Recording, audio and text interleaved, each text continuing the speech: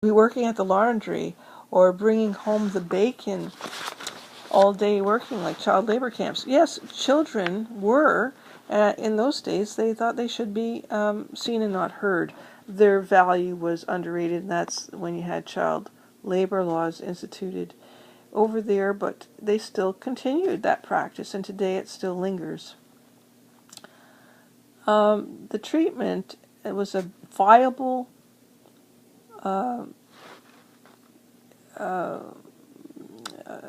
attitude towards a human being. I mean, it was a viable thing. It really did happen. This segmenting of certain family members for this role that they were to play. So being that this is how it goes, it seems so inhumane. Yes, it is. This patterned approach to family administration connects to the patriarchal family dark side of the Dark Ages that keeps continuing through to today, the psyop program of medieval control through religious dogma. Yes, they throw away the kids back then to be enslaved in laundromats and all kinds of other places. And yes, the laundress woman was shunned as the wayward woman, and she was a woman of red. Now this position that she was thrust upon her by the shunning public, because this was conceived of from an early age, who would be the winner, who would be the loser, who would be the lucky and the unlucky, and we can't all be doctors, right? Well, that might change, hopefully. So here it is, a fateful thing for this poor woman to work in the laundromat because she might have been ostracized in some way for just being a woman. And as we know, we've heard about these stories, what happens to people. So this happens in Irish families a lot, and it's not unlike the Iranian families that do honor killings. They shunned her, and very cunningly. And no one would really put a finger on what the problem was, because they really didn't examine in any deep psychological way how a person is being unfairly treated or abused. A fateful thing for her, but this was man-made karma for the weak individuals who would not notice this sort of abuse. I would guess in a million years who would guess how heartless the patriarchy, insurance paid upon the death of poor old sods that were young children pushed in the way of a car, for example, because they needed insurance money. And so one kid, they had 10, they didn't care about any. Anyway, this happened a lot. People would be used as,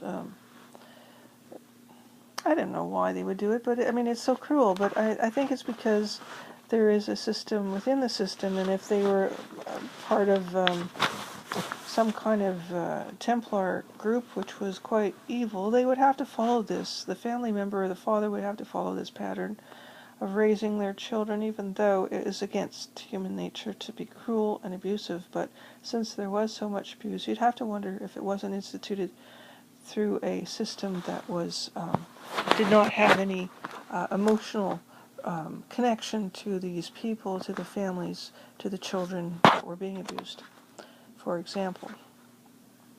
Now, for example, a marked man, they called crossed or uncrossed in the Skull and Bones. It was their lingo. And Valderie, Valdera, anyone? That was a song that Yaleys would sing, and that is a very good connection to realize they're part of Skull and Bones. Yes, the hierarchical rule of society controlled by a baseless rules created by it for a time. Yes, how long could they go continuing this abuse without being noticed? So many years went by and so many people were abused, and basically because they were kept dumbed down, they were kept silenced.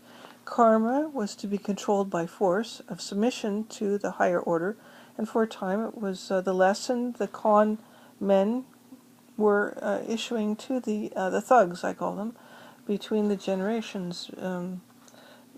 Another family member, who was ruling the roost, would have to follow the law of the given secret society of this Opus Dei group of church members who were interested in complete control through religion. Religion is no more than a political serviette a lot of times, and that's sad to say, but we have proof of this, and generation after generation of this happening, where children were being used, basically abused, for the sake of a larger society, had nothing to do with the family. A mob mentality of stoners, rock throwers, and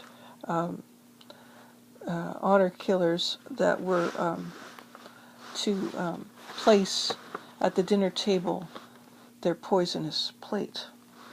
Women were enslaved. They had long roots of enslavement from the time of being chattel, being sold like cattle for men's purposes, and they had no possessions, no rights. This continues on today, even though you don't notice it. It's so systemic. Our task is to grasp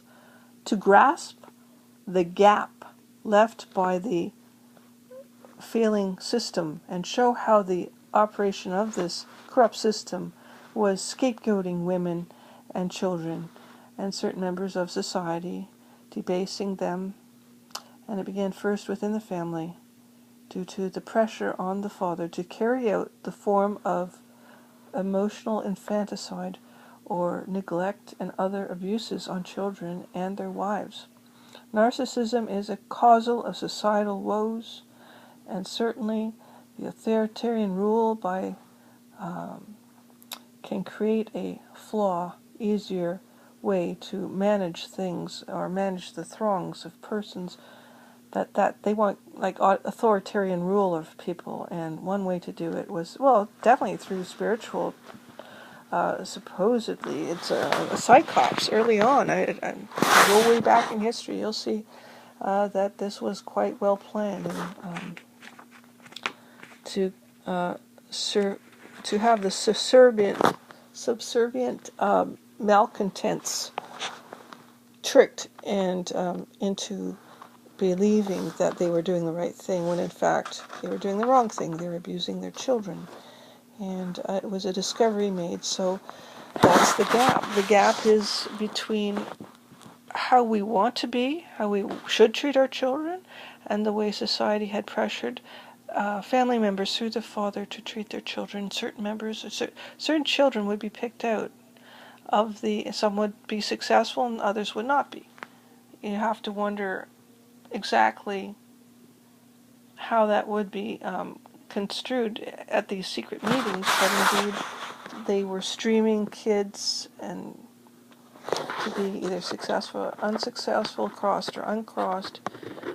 This was a secret society method of creating a hierarchical system. So you had very few people that would be the controllers or the leaders or the admin, and they would definitely use tactics that were cruel tactics to control the masses, or the useless eaters, I guess they would call them. I would think that Dickens would be so proud of this discovery that I've made today in regards to how the people in those days, I'm talking about probably 100 years ago or so or more, and the abuses of children working in factories. And if you read Great Expectations or any of those novels, you'll understand about the abuses of children and how they're expected to be little adults and work in coal mines and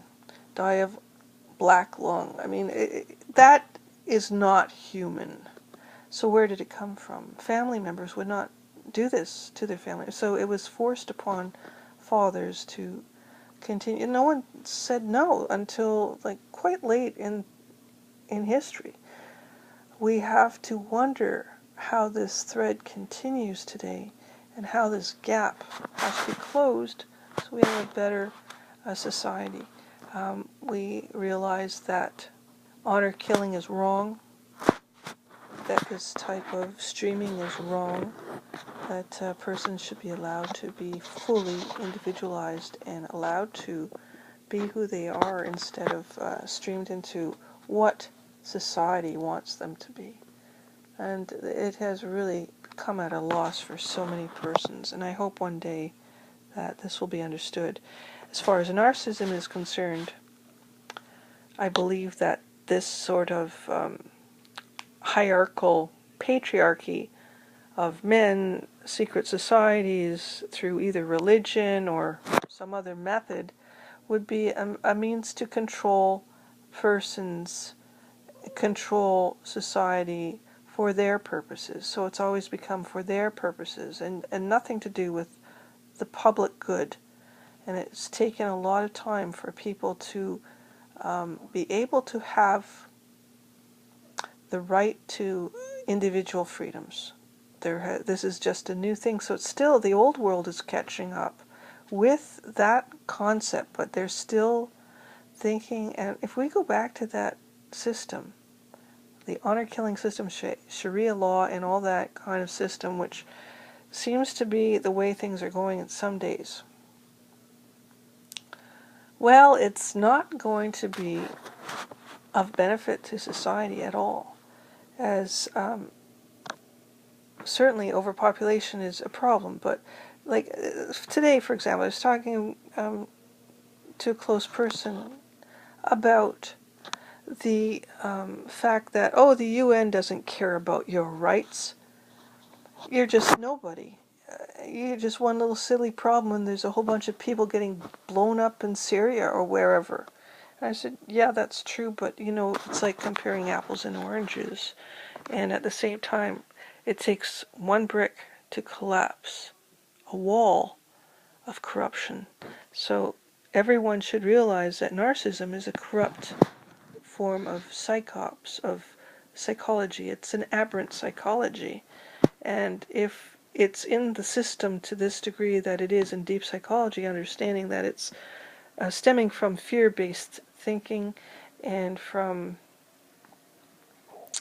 a deeper psychology of not being able to understand our destiny, which I believe has created fear-mongering, and to an extent where fear has kind of overtaken our natural way of living in a calm and loving society which is assured and is safe in its abode. Well, then this is the issue. This is what we have to change. And we have to get back to understanding how to be free, truly free in our spirit. And I'm not saying all religion is bad. A lot of religion is done well, but the authority who runs a lot of the religion, and I don't know if it's sometimes middle management or if it's probably coming from above, but we don't know to what extent this secret society has infiltrated different religions, whether it started in the religions, if it came elsewhere like Masons, or if it came from the Templars or something, or some kind of way of, I think it came back from ancient Baal and those sites, the Dagons, and you know, worshipping. They were very hierarchical in their concept of creating a society instead of it being equalized and fair and individual rights and democratic. It was created in a very authoritarian, an evil way anyway. It wasn't fair to persons. So many persons were killed and by the system in order for the system to feed itself with its own narcissistic supply. So anyway, I think I'm going to quit here, and I just thought I'd bring that up. Hope you enjoyed tonight. Sorry, I'm kind of tired. A lot of things have been going on in my life that have been, well, you can read about it if you go to Ma Jones on Facebook. I'm still wearing the black armband on my left forearm, by the way. Until I have satisfaction, I will continue to wear it and remember how I have been treated is not the way anyone should be treated. I hope you have a good evening, and thank you for your time.